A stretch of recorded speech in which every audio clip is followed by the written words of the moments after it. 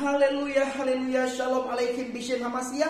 Salam aki, aku kabarkan Injil keselamatan. Anahnu menu hadin. Kita ini sangat istimewa. Kenapa istimewa?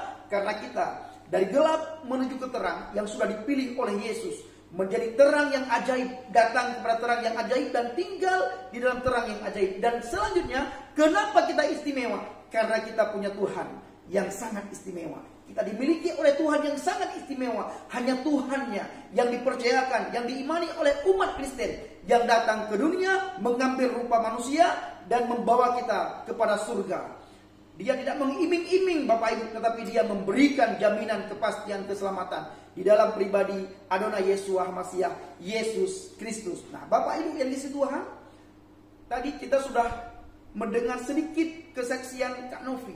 Sekarang kita ingin mendengar setelah Kak Novi dari gelap menuju kepada terang dan sekarang tinggal di dalam terang, apa sih yang sudah beliau lakukan? Dan apakah setelah beliau, tadi lupa kita bertanya, apakah setelah beliau menerima keselamatan Yesus Kristus sebagai Tuhan dan Juru Selamat, adakah tantangan di dalam keluarga atau di dalam kehidupan kakak setelah menerima Hamasiah sebagai Tuhan dan Juru Selamat, Kak? Haleluya.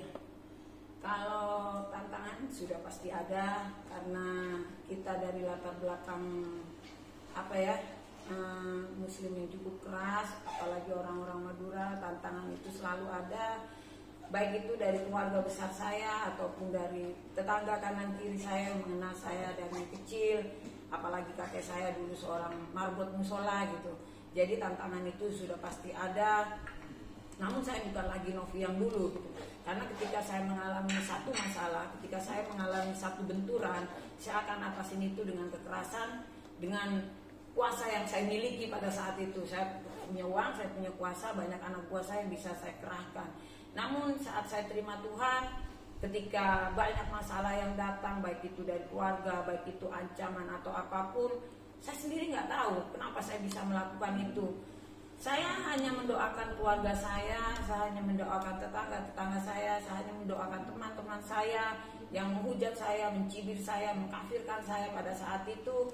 Saya hanya bawa mereka dalam doa, saya hanya mengasihi mereka, saya hanya balas cacian mereka, makian mereka, hinaan mereka hanya dengan kasih. Saya hanya tersenyum dan saya hanya melepaskan kasih buat mereka. Kak, itu ketika percaya pada Yesus ya? Iya. Kalau sebelum percaya pada Yesus, Kak, kalau ada orang yang bilang kafir kau, itu bagaimana, Kak? Mungkin sudah injek-injek. Sudah injek-injek. Tapi ketika percaya kepada Yesus, semua Yesus ubahkan, ya. Tuhan yang mengubahkan. Kita tidak bisa mengubah diri kita sendiri tanpa campur tangan Tuhan. Ya. Itulah yang membuat saya terkagum-kagum, terheran-heran sama Tuhan Yesus yang mampu mengubahkan saya gitu. Saya itu tidak pernah bisa maafin orang gitu. Tapi kok saya sekarang bisa memaafkan orang, bukan cuma orang yang salah kecil gitu. Bahkan orang yang benar-benar menyakiti saya bisa mengampuni dia. Saya bisa melepaskan berkat untuk orang itu, untuk orang yang udah menyakiti saya gitu. Dan yang saya herankan lagi, kok bisa Tuhan rubah saya gitu. Ternyata ajarannya yang penuh kasih itu yang mampu merubah saya, mampu mengubah hati saya yang penuh dengan kedendaman, mampu mengubah hati saya yang keras seperti batu ini menjadi lembut gitu, mampu mengubah pola pikir saya yang tadinya keras menjadi seorang pemaaf. Saya sendiri heran kalau saya sendiri mungkin tidak akan pernah bisa gitu meninggalkan kedagingan saya, seks bebas, narkoba, merokok, lesbian, kebohongan, tipu daya, iri dengki. Itu hal yang gak mudah kita tinggalkan sebagai manusia. Tapi ketika ikut Tuhan, hari demi hari, semakin kita mendekat sama Tuhan, semakin kita bergaul intim dengan firman-Nya, hari demi hari semuanya terkikis dalam hidup saya. Dan saya mampu mengasihi bahkan orang yang menyakiti saya. Saat ini tujuan hidup saya adalah memberitakan kebenaran firman Tuhan, di mana jangan saya aja yang tahu bahwa keselamatan itu ada sama Tuhan. Saya berdoa dalam hati saya, biarlah kiranya lawatan Tuhan ada atas Madura, dan saya percaya Tuhan Yesus akan ada di sana buat mereka semua. Buat Aceh juga, Kak. Oh ya, buat Aceh ya, buat Aceh. Lawatan Tuhan akan terjadi besar-besaran di Aceh. Kita percaya itu pasti akan terjadi. Dan puji Tuhan, seiringnya dengan waktu, keluarga saya mulai memahami saya, mereka mulai mengerti saya. Mama pun udah mulai menerima saya yang tadinya mungkin bukan benci Pak, mereka malah mau memasung saya gitu kan. Biar lu ntar disalibkan sama seperti Tuhan lo. Tapi mereka sekarang mulai memusuhi saya. Dan ada satu adik bontot saya laki-laki yang benar-benar dia ada di Islam aliran keras, dia benar-benar memusuhi saya. Tapi kemarin tepatnya 1 hari yang lalu dia bilang, "Kak, datang main ke sini. Saya ingin bertemu dengan Mbak." Itu luar biasa bagi saya. Adik saya yang begitu keras, saya dan suami saya datang ke sana dibanting pintu. Pokoknya langkah kaki saya itu kalau nginjek rumah itu najis gitu. Tapi kemarin malam dia bilang, "Datang, Mbak. Datang sini." Saya ingat satu firman Tuhan, Bapak Ibu yang kasih Tuhan. Ketika kasih itu hadir dalam kehidupan kita dan kita tinggal di dalam kasih itu, maka tergenapilah apa yang disampaikan dan dikatakan 2000 tahun yang lalu oleh Yesus. Tidak ada hukum yang menentang kasih. Ketika kasih itu kita hidupkan di dalam kehidupan kita, sejahat apapun orang, seburuk apapun orang, dan sejahat apapun orang itu membenci kita, ketika kasih itu kita munculkan, kejahatan pun tidak akan bisa memusuhi kita. Inilah yang dialami oleh saudara kita Kak Novi. Nah, Kak, setelah sekian lama percaya kepada Yesus, Kak, boleh tahu berapa tahun, Kak? 2015 ya Tuhan. Wah, berarti sama dong. 2015, tapi 2016 saya dibaptis dan saat itulah saya benar-benar. 2015 bulan berapa? Bulan 1. Bulan 1. Beliau 2015 bulan 1, Bapak Ibu. Kalau saya 2015 bulan 8 terima Yesus, Kak. Dan tanggal 24 bulan 6 saya dibaptis. Nah, Bapak Ibu kasih Tuhan, setelah Kak Novi menerima baptisan, otomatis Kak Novi belajar firman, datang beribadah persekutuan, dan saat ini Kak, apakah Kakak melayani Tuhan, mencari jiwa-jiwa? Pastinya, karena ketika saya mengalami Tuhan saat saya dalam penjara, saya cuma bilang, "Tuhan, ini hidup saya mau serahkan sama Tuhan. Haleluya. Saya mau kasih hidup saya sepenuhnya sama Tuhan." Saat ini saya cuma rindu setiap orang bisa mengenal Tuhan. Amin. Karena hanya Tuhanlah juru selamat dalam setiap hidup manusia. Hanya itu kerinduan saya. Dan saat ini saya sendiri bingung kenapa saya bisa jadi seperti ini. Saya saat ini melayani ke penjara-penjara. Hati saya itu ada buat mereka semua. Saya cinta itu napi-napi, terutama napi-napi yang sudah mengalami Tuhan dalam penjara. Karena Tuhan Yesus menemukan saya saat saya ada dalam penjara. Jadi saya bilang, saya mau masuk penjara lagi, tapi bukan jadi napi lagi, tapi jadi berkat untuk mereka semua. Puji Tuhan. Dan saat ini saya juga ada dalam melayani ke panti rehab gangguan jiwa. Itu di mana, Kak? Di daerah Sewan. Sewan di mana? Sewan, Tangerang. Tangerang. Saya juga melayani untuk, pokoknya hidup saya ingin serahkan sama Tuhan untuk melayani gitu. Baik itu saya ingin berdampak untuk tetangga kanan kiri saya gitu. Saya ingin mereka semua lihat bukan lagi Novi yang hidup, tapi Kristus yang hidup dalam hidup saya. Puji Tuhan. Saya hanya belajar di tengah ketidakmampuan saya. Maksudnya bukan saya banget gitu. Kalau dulu saya memikirkan gimana caranya besok gue dapet uang buat kesenangan saya, gimana caranya besok gue dapet uang buat kesenangan saya. Tetapi ketika ada dalam Tuhan, saya nggak lagi mikirin gimana caranya dapet uang buat saya besok, tapi gimana caranya saya dapet uang untuk saya bisa memberitakan firman, untuk berbagi kasih dengan orang lain gitu. Karena memang Tuhan, itu yang Tuhan ajarkan buat kita. Saya belajar memberi di tengah ketidakmampuan saya kepada mereka, di tengah pandemi corona ini, saat mungkin banyak orang dunia di luar sana, aduh besok buat makan nggak ada, ini nggak ada. Saya nggak mikir itu. Saya mikir yang kita masak yuk, buat kita bagi-bagi sama ojek online gitu. Jadi apapun yang saya lakukan itu semua untuk kemuliaan Tuhan. Dan saya bangganya sama Tuhan, kok bisa Tuhan buat saya seperti ini gitu. Saya punya duit sedikit, saya nggak mikirin diri saya, tapi saya mikir gimana caranya saya bisa berbagi dan membahagiakan orang lain. Kalau dulu, Kak?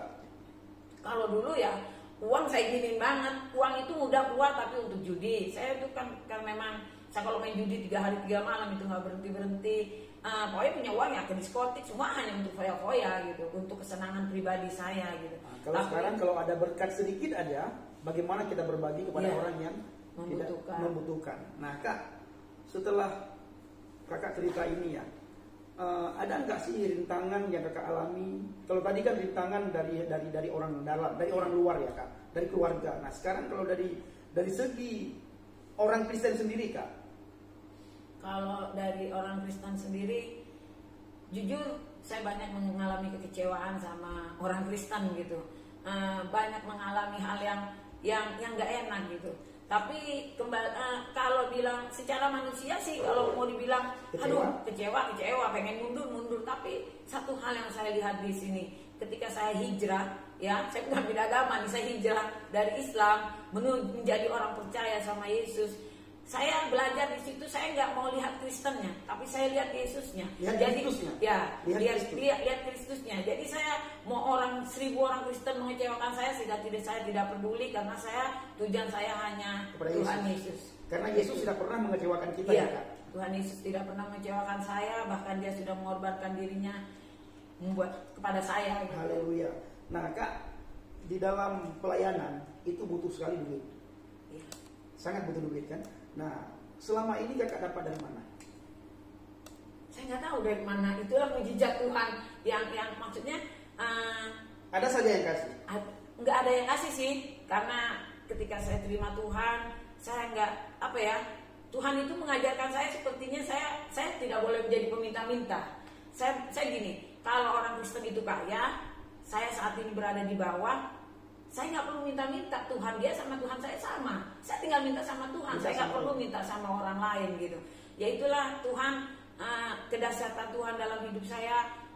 Ketika saya ingin berbagi dengan orang, tiba-tiba ada orang telepon, besok aku pesen jengkol ya 1 kilo, besok aku pesen ini gitu.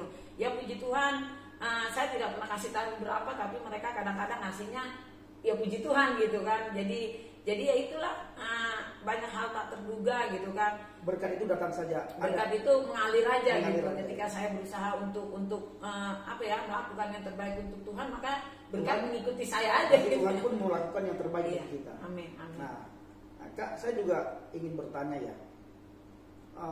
Pernah tidak sih sembunyi di balik iman? Ketika kakak percaya kepada Yesus, ada istilah begini.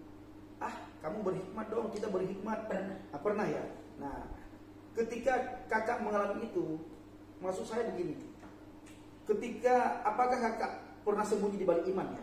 Pernah. Itu awal-awal. Nah, ketika saya bebas dari penjara, tidak berani menunjukkan iman langsung. Nggak berani. Saya ketemu keluarga saya, maksudnya ketemu bukan mama kandung saya, ketemu keluarga, maksudnya tante saya, bibi saya gitu. Saya ketemu mereka ya biasa-biasa aja gitu. Kapan lu bebas ini. Tapi perilaku saya udah mulai berubah. Tapi saya nggak bisa menunjukkan sama mereka.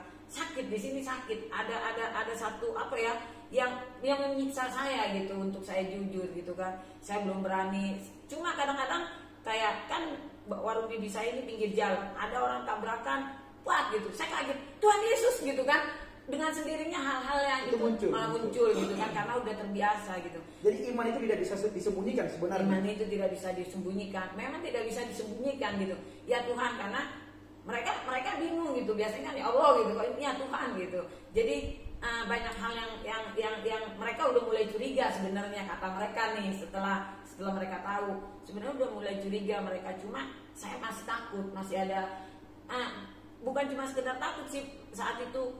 Rasa nggak enak gitu, rasa takut menyakiti saat itu kan. Aduh, ntar keluarga gue kecewa, ntar mereka sakit pada saat itu. Tapi ketika sudah berlangsung lama, pada malam itu saya pulang di kosan, tiba-tiba saya menemukan satu firman Tuhan yang ketika engkau mengakui aku di hadapan manusia, maka aku akan mengakui engkau di hadapan Bapakku di surga. Saat itu besoknya saya langsung bilang sama bibi saya, sama orang-orang terdekat saya, bahwa saya sudah terima Yesus. Karena Yesus adalah jalan kebenaran dan hidup. Tiket satu-satunya masuk surga, saya bilang. Nah, saat itu langsung berani menonjolkan iman ya. Setelah berani menonjolkan iman, apa yang kakak rasakan? Satu kelegaan yang luar biasa, satu kemerdekaan yang baru lagi saya rasakan. Bapak Ibu, ini kasih Tuhan, saya ingin sampaikan, saya ingin bagikan 2 hal ya kepada saudara semuanya. Karena kami sama-sama, kalau bahasa saya murtadin ya. Beliau orang Madura, saya orang Aceh. Nah, saya selama ini Bapak Ibu, selama seminggu ini tidak muncul di channel, itu karena saya pergi mencari orang-orang yang baru percaya supaya berani menunjukkan iman kepada dunia. Itu pertama. Yang kedua, supaya kita melayani sama-sama, mencari jiwa sama-sama, memperkenalkan Kristus sama-sama, memperkenalkan Injil sama-sama, kabar baik habagen. Kenapa Bapak Ibu? Murtadin ada dua kemerdekaan yang dialami. Yang pertama, kemerdekaan yang pertama ketika percaya kepada Yesus. Merdeka daripada agama, merdeka daripada ikatan agama, merdeka daripada ikatan dunia, merdeka daripada ikatan hal-hal yang bersifat duniawi. Dan kemerdekaan yang kedua yang kami alami orang murtadin ya Bapak Ibu, itu adalah kemerdekaan ketika kami para murtadin berani menunjukkan iman kepada dunia. Saya juga mengajak saudara semuanya, khususnya kepada para murtadin, supaya berani menunjukkan iman kepada dunia. Jangan ada istilahnya kita berhikmat.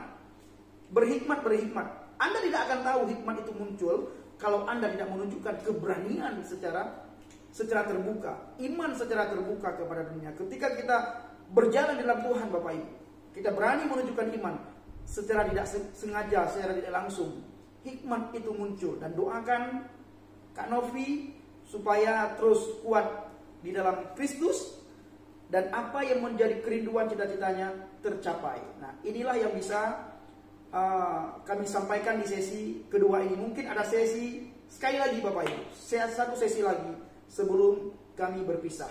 Shalom alaikum bismillahirrahmanirrahim. Salam Aki. Aku kabarkan Injil keselamatan.